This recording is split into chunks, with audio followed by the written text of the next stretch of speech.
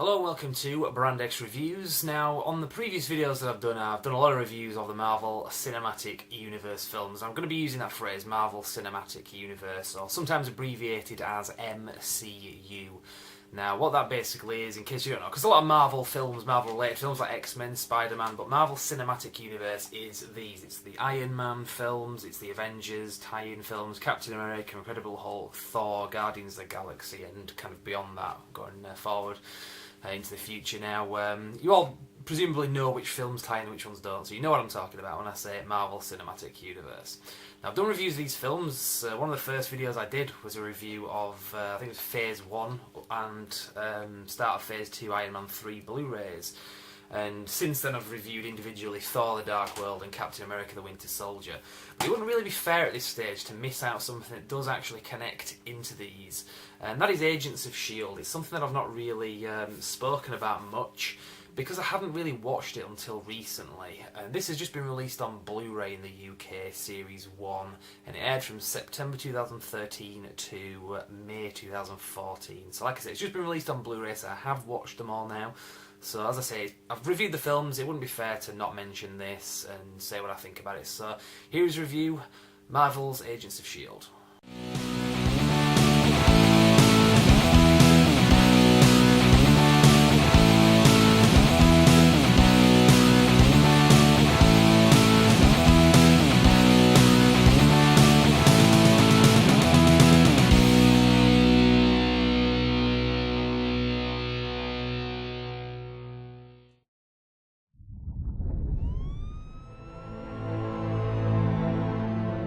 For years, the truth was hidden. People from other times, other worlds, heroes. But now we know. They're among us. Okay, so when I first saw the previews, I have to say I was very much underwhelmed. It just felt like another crappy Joss Whedon TV project for sci-fi loving teenagers. Now, in my opinion, he's a good film director, was absolutely the man for Avengers Assemble, but I don't really consider myself a fan. The direction that he took the Alien franchise in, for example, as a writer, pretty much killed it for a while with the 1997's disappointing Alien Resurrection. Buffy the Vampire Slayer? No thanks. I personally don't want to see Sabrina the Teenage Witch doing the whole "my prom date is a vampire" thing. Bollocks to that, leave that with the teenagers. I hear that there's a good film though called Serenity that he directed based on the failed but much respected Joss Whedon TV show Firefly. In fact, my co-reviewer at Brand X Reviews, The Core, tried to make me go see this film back in 2005, but I managed to get out of it and bought a ticket for the less than average Guy Ritchie film Revolver at the last minute. Core and Topher were not amused. I'm a Staff fan, what can I say? Anyway, that aside, I do recognise Joss Whedon's amazing creative talents and equally his directorial talents as well, but I just aren't big into some of the genres that he works on. So to see this TV series coming soon from Joss Whedon, Marvel's Agents of S.H.I.E.L.D., I wasn't too optimistic, to be honest. The Agent Coulson being a live concept felt very much contrived, but it was a great selling point for many fans' points of view, myself included, and it was great that he was the main character in a lot of ways, not just someone that makes an appearance every now and again. Now, I watched the pilot episode in September of 2013, which was concept-wise borrowing directly from Iron Man 3 and the extremist plot seen in that film, which had only just been released on Blu-ray that month. As I say, this is September 2013 when the pilot episode aired. So it was a nice little connection, but for me and many others it just wasn't enough. The show felt like they were trying to graft something cheap and weak to something that was really special, i.e. the Marvel Cinematic Universe, MCU. I'm going to use that phrase, MCU, Marvel Cinematic Universe, quite a bit in this. But like someone said in a podcast about the TV show, I love the Marvel Cinematic Universe, but I don't know any part of the Marvel Cinematic Universe that is this cheap. I think the second episode we do see one scene with Samuel L. Jackson as Nick Fury, which was a nice touch and very much needed. I mean, they were and still are trying to sell us on this show being a legitimate part of the MCU, but was it enough at this point early on, 2 episodes in? It's got a bar. Really nice one. Talking to me about authority. You know, I have the authority to downgrade your ass to a Winnebago. I'm aware of that, sir. Well, I want it fixed just like you found it. So don't have Fitzsimmons going making modifications like a damn fish tank. Yes, sir. So I sacked it off for a while. I heard mixed things from others that continued to watch it. My co-reviewer, The Core, will watch any old bollocks on TV, so he was pretty much I was getting info from him of the show. So what was coming out of the show's 22 episode run from September 2013 to May 2014 improved generally from halfway through the season after many weak-assed episodes.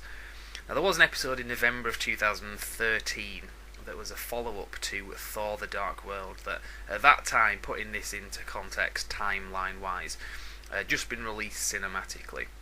But reception of that episode was very negative. It was basically the S.H.I.E.L.D. team tidying up after the events of the film with irrelevant and contrived connections. It just sounded weak as hell when I heard about it. Since watching this episode, yeah, it wasn't a great one. But as I say, after that point in the series, it does pick up shortly after, and not only introduces some characters from the Marvel comics not seen in the actual films, such as Deathlock, Agent Hand, and so on, but some of the tie-ins to the film were really good. One episode in particular, called Yes Men, had Jamie Alexander come in as Lady Sif, as seen in the Thor films. So it was a good episode in its own right, but it was also great to see a major character in a full episode doing her thing. Now we have had a few episodes with Maria Hill, played by Kobe Smulders from the Avengers Assemble and Captain America: The Winter Soldier films. In fact, the events of The Winter Soldier, which she also appears in, have a major, and I do mean major, impact on the series around about that time. I mean the time that the film was showing in cinemas compared to when these episodes were airing. We have other film star characters from the movies brought into the TV series, such as Agent S.H.I.E.L.D, who, if you've seen Captain America: The Winter Soldier, you will know he is a Hydra agent, and that very much plays into the series as well. Nick Fury even makes an appearance at the end of the show in the Season 1 finale, and unlike his satisfying but brief cameo in the early episode of Series 1, his part in the Series 1 finale is a lot more proactive and exactly what we wanted to see. It's almost reminiscent of the pilot episode of the Highlander TV series in the early 90s, where we had a major appearance by Christopher Lambert as Connor MacLeod from the Highlander movies. So that bridged the films with the TV show, and they did a good job with that connection, and the show was, like Agents of S.H.I.E.L.D, pretty good despite its ups and downs.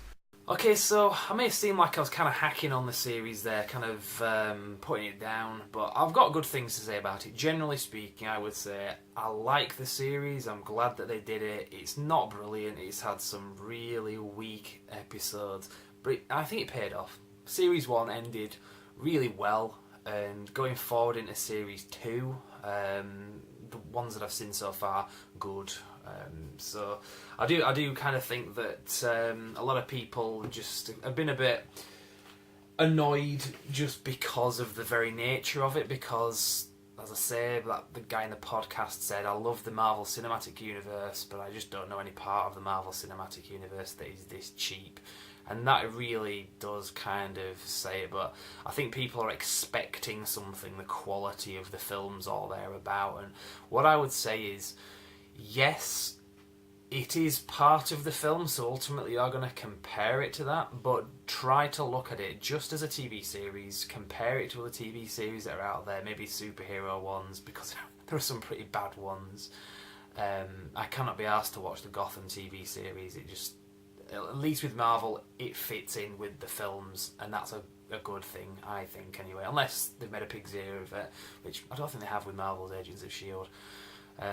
I know some of the people, I think it was somebody from the Green Arrow, it's just called Arrow TV series, had said recently in an interview that, as far as he's concerned, the whole Warner Brothers DC thing that they're doing, it doesn't seem like the left hand knows what the right hand's doing. And what he means by that is the movie franchises and the TV franchises. At least with Agents of S.H.I.E.L.D, they are very well aware of the films and the TV series, and they've connected them together. And although, you know, we're not having Thor in the episodes, and we don't have Captain America in them even, for like a cameo. The connections that they have had have been enough. I think they've done more than the minimum that's required of them to connect the series to the films, because like I say, the Samuel L. Jackson appearance at the end of series 1 I think really was a payoff, and something kind of maybe to reward fans for sticking with them, for watching it to this point. And like I say, the later episodes in series 1 do very fundamentally tie in with the events of Captain America the Winter Soldier, because in that film obviously S.H.I.E.L.D. falls. I mean, S.H.I.E.L.D. is no more, and that is obviously what happens in the series. And I was curious as to how they were going to do that, because how can you have Agents of S.H.I.E.L.D. if the TV series doesn't exist anymore? Or are they just going to do some kind of contrived thing like, yeah, we know that happened in the film, but we'll just kind of twist it a bit and kind of do some bullshit plot? I don't think they did that, in my opinion. What happens is, not getting too much into spoilers if you haven't seen the series, but obviously S.H.I.E.L.D. is no more, you know that from the Winter Soldier. But there's a bit of damage control, and they're basically trying to deal with that and then rebuild S.H.I.E.L.D. from the ground up, from scratch pretty much. I think that phrase is even used, we're rebuilding it from scratch. So, which makes sense. I mean, that was the vibe that I got from watching Captain America the Winter Soldier. That was a vibe about S.H.I.E.L.D. and how they're going to kind of deal with it. So I wasn't annoyed or anything like that. And I'm a big fan of the films as well. I kind of probably take them a bit more seriously than I should. But again, I wasn't offended by this series. Maybe it could have been better. I would have loved to have seen more appearances from people in the films. And I know some people have said, well, it's TV series, you can't possibly expect them to have the big budget stars like Robert Downey Jr., blah, blah, blah, blah. Bullshit. I mean, there's a lot of TV shows nowadays that have, like, big celebrities in them, and not just nowadays, but I mean, like, TV shows like Friends had, like, Brad Pitt in them in, like, an episode. I mean, I know, obviously, he was married to Jennifer Aniston, blah, blah, blah, blah. This series has connections to get these actors in the series, so I'm sure they can do it, and to be fair, they probably will. I mean, I've heard recently Robert Downey Jr. has actually said, I would like to be in Agents of S.H.I.E.L.D. So we'll see how that goes, because I think that would really kind of boost it. And again, Robert Downey Jr., he can't do TV shows, he's like, he's a big celebrity. It's like, well, he's been in TV shows before. I mean, I remember he was in Ally McBeal, a TV series, like, it was 2001. And I know his career was in a different place back then, blah, blah, blah, blah. But, it's not unheard of. So, we'll see how it goes. I mean, I'd like to know if they are going to do that, if they're going to put, like, the main Avengers in the film, even if it's like one scene. I mean, it can't be too difficult to do, especially when they're working on so many films. They could just kind of say, can we just borrow you for like a day or two and just kind of go on to the TV show? I know they did it with Star Trek when they were doing the Next Generation series, and at the same time they were still making films with the original cast. They in some cases did kind of have crossovers. They used the same sets as well, which I know was done to save money, so you could probably go there, but it's not unheard of for TV shows to do that, so it's not unreasonable for us to kind of expect that or to kind of wish for that. But yeah, anyway, let's talk about the actual Blu-ray as well, because as I said, this has recently been released on Blu-ray in the UK, and I'd watched probably the first 10 episodes already, because they'd aired in the UK. So I'd seen the first 10, but I kind of waited until I could watch the whole series in like one smooth run. And so this, as I said, it just came out recently, and I felt it wouldn't really be fair to not mention this, because I don't think we've really covered Agents of S.H.I.E.L.D. much in the reviews. So you can get this on DVD or Blu-ray. This is the Blu-ray set. I don't know what the extra features difference is, but you get 5 discs with this, so it's 22 episodes spread out across 5 discs. So this is what you get anyway. It comes out in this nice packaging. It's a different cover, I think, if you get it on DVD. I think that's the cover, the DVD cover. So you get, like I say, 5 discs, and all of these bonus features and stuff. That's what it looks like. And bonus features, I'll just read you out. Journey into the SDCC, that means San Diego Comic Con because to promote the series, as I say in context, it aired in, beginning September 2013. So San Diego Comic Con from memory is in the July, so 2 months before it aired.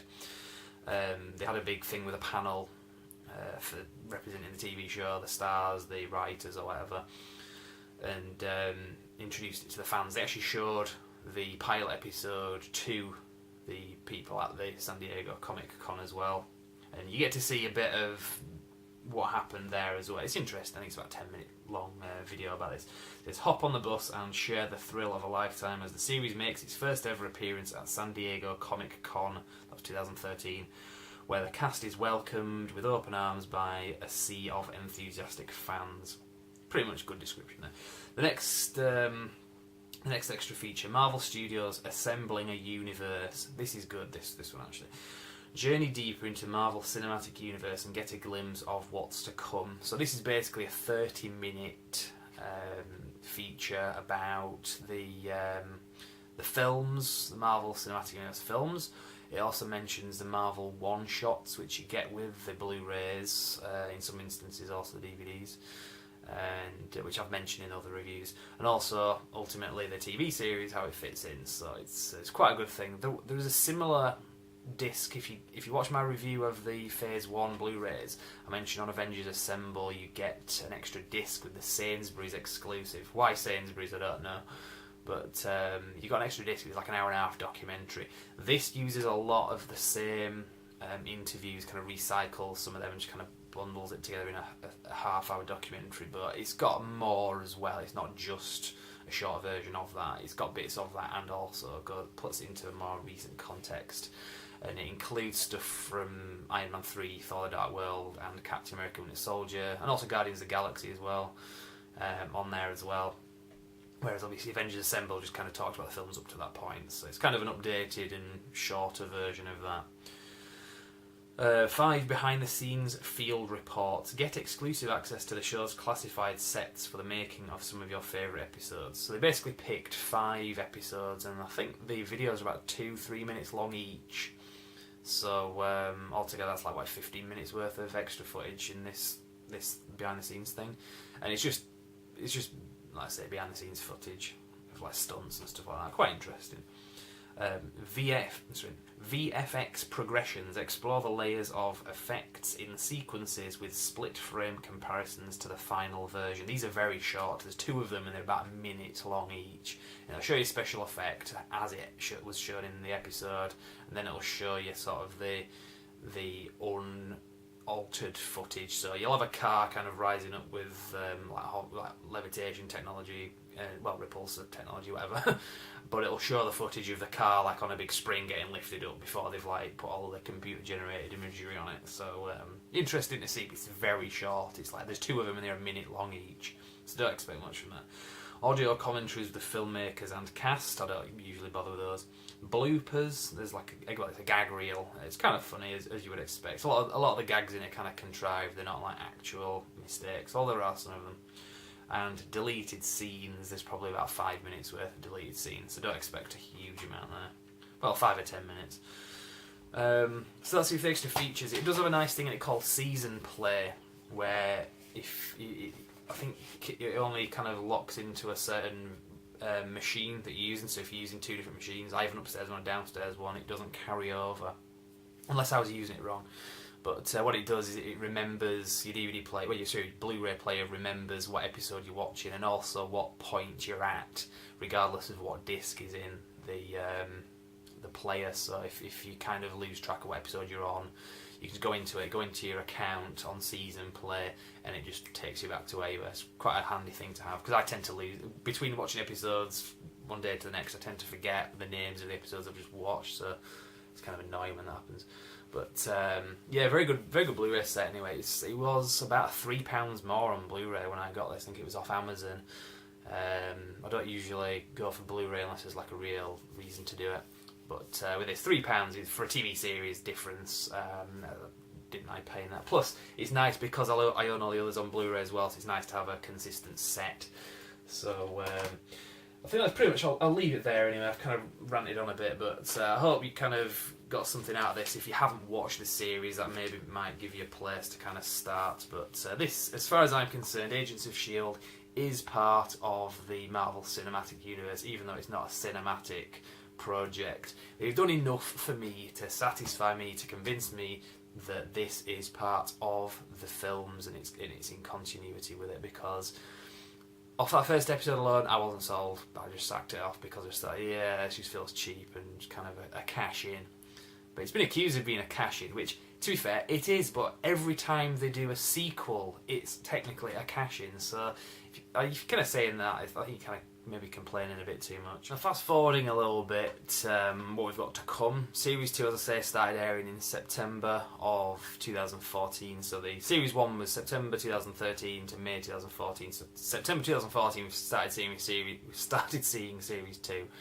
And I've watched the first episode of that so far. I'm a bit behind with it, but it was quite good. It introduced one of my favourite bad guys, well, kind of henchmen, the absorbing man, Carl Creel, who can kind of anything he touches and kind of absorb its properties. So if he touches steel, he becomes made of steel. If Thor hits him with his hammer, well, he gets the power of Thor's hammer. So quite a good character anyway. If I was hoping they would use him in the films rather than the TV series, but I don't know, maybe they'll roll him out. I mean, that's another big question. Obviously, they're using characters from the films and bringing them into the series, and then they can bounce back into the films then. But are they going to have any characters established in the series then put into the films? Because that would very much legitimise the TV series. I mean, I felt kind of obliged to watch this anyway, but just because of the connections. But I think if they do that, if somebody was to see the film and that character was established in this TV show that you haven't watched, that might kind of make you want to watch the TV series. So that would probably be a good idea for them to do strategically. But I have looked and I can't see that any of the characters. I think there is one called Agent Triplet, and he is supposed to be, I think, the grandson of one of the Howling Commandos, one of the guys from World War II with Captain America. But his character is rumoured to be in Avengers Assemble, rumoured on IMDb. I don't know if that's true, but that's all I know in terms of series established characters being in the films. As far as I know, again, looking off IMDb, Agent Coulson is not even rumoured to be in any of the upcoming Marvel films. So, I mean, obviously they brought him back, but I don't know how. It'd be good if they kind of did roll him back out in the films, but then I don't know if that would work with the film-going audience. Might be kind of pissed off because, well, you killed him off in Avengers Assemble, now he's still alive. It's like, we know there's a TV series, but we're kind of ignoring that. Don't kind of bring the films into that bullshit. But I really don't. I'm really hypothesising about that. But as I say, with Series 2, it's not been doing very well. The ratings have been going down from week to week. And last time I checked it a couple of weeks ago, they were seriously just hemorrhaging viewers every week. And to the point where Marvel wanted to release the Avengers Assemble first trailer wanted to give it the exclusive premiere during Agents of S.H.I.E.L.D, one of their episodes in Series 2 in its second series run, and unfortunately it leaked online the week before, so they didn't get to do that. They did air it with extended footage, and I think they also announced a lot of the upcoming films. I did a video about that up on Brand X Reviews about the upcoming Marvel films. So I kind of put that into context there, but yeah, seriously, it's not been doing too well. So the future of it isn't necessarily in doubt, but it's not looking good. There is also, as I've been covering in the news, not on the YouTube channel, but just on the website on Brand X Reviews, there is also the Agent Carter TV series, which Agent Carter was the female character that was established in Captain America: The Winter Soldier. She was Captain America's love interest. She did have her own Marvel one-shot, which was included with the Iron Man 3 Blu-ray, and that was kind of about where she went after Captain America vanished after the end of World War II. I think based on that was kind of their little kind of pilot episode kind of thing for the Agent Carter series, which I believe is going to start airing in January 2015. I had heard originally that was going to air from May to September in 2015, while Agents of S.H.I.E.L.D. was on its summer hiatus. but no, apparently it's coming sooner than that. It'll be airing parallel with Agents of S.H.I.E.L.D. Obviously it's set during World War II, and it's the SSR, which is S.H.I.E.L.D. It was this strategic science research or something like that. Anyway, I think those initials do kind of vary. That's what it stands for.